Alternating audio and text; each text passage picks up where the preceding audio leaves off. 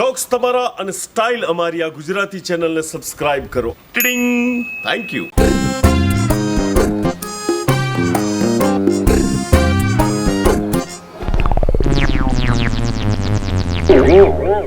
મંગુ, ઓ મંગુ,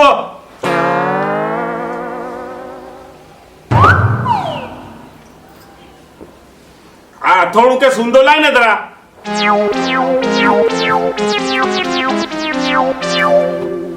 તમને એમ હશે કે તમારે એકલાના જ મોબાઈલમાં જોક્સ આવતા હશે એમ ને? ના ના, અમારા મોબાઈલમાં જોક્સ આવે છે. લે પણ તું જોક્સ આ પણ હેના જોક્સ આ હોબળો. સંભળાવો. પતિ જ્યારે જમતી વખતે અથાણું કે છુંદો માંગે તો સમજી લઉં દાળ શાકમાં ભલીવાર નથી. અને આ પત્નીને કહેવાની ધણીમાં હિંમત નથી. ના ના, કહેજો આ દાળ શાકમાં હું ભલીવાર નથી અને મેં તમને હું મારી ઊંધા વાળતી હતા તે મને કહેવાની તમને હિંમત નથી. ના બકા, આ તો અથોણું ને છુંદો ખાવાની મને ઈચ્છા થઈ એટલે મેં માંગ્યું. અચ્છા, મતલબ દાળ શાકમાં ભલીવાર છે. તો હું બીજું લઈને આવું છું ને, અને અથાણું છુંદું રહેવા દો, પછી કામ આવશે. ના ના, દાળ શાક બરાબર છે પણ પૈસા મારે અથોણું ને છુંદો ખાવો છે યાર. નહીં ભાવે, તમને નહીં ભાવે. પણ આ હવારે છે ને મેં પેલી આપણી કાળી બિલાડી નહીં એને વાડકીમાં દાળ આલી ને તો લપાલપ પી ગઈ. અને પેલો ધોળિયો કૂતરો નહીં આપણો, એને મેં આ પૂરી ને શાક આમ ચોડીને આલ્યું ને તો ઘપા ખાઈ ગયો. તમને તો નહીં જ ભાવે. પણ આ બધું ખાધા પછી એ કૂતરાને બલાડાની શું હાલત થઈ તને ખબર છે? એ લપાલપ ખાઈ ગયા એ ખબર છે, પણ એના પછી શું થયું ખબર છે?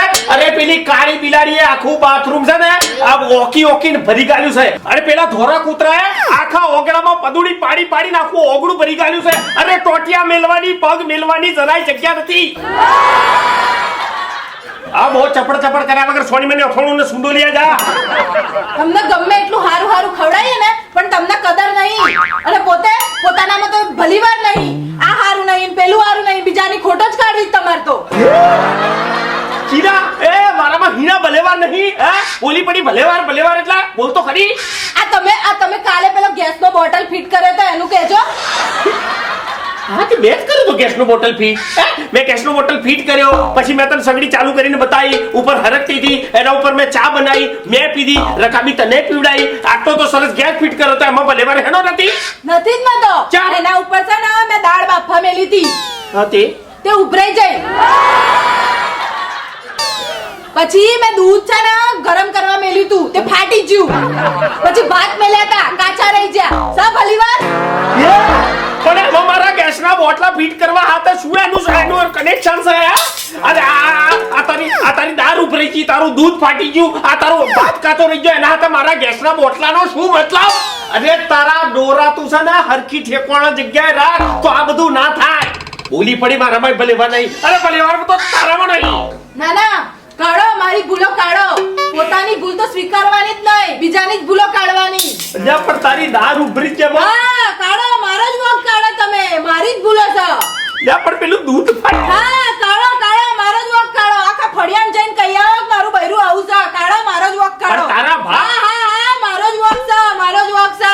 આ પેલી કહેવત છે ને, નવરો ધણી બૈરા ઉપર હુરો.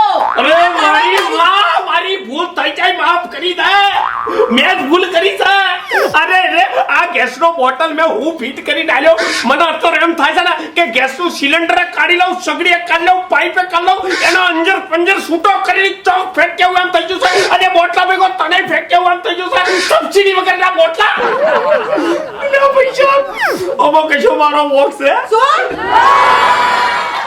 ના બોક તો મારો જ છે બસ.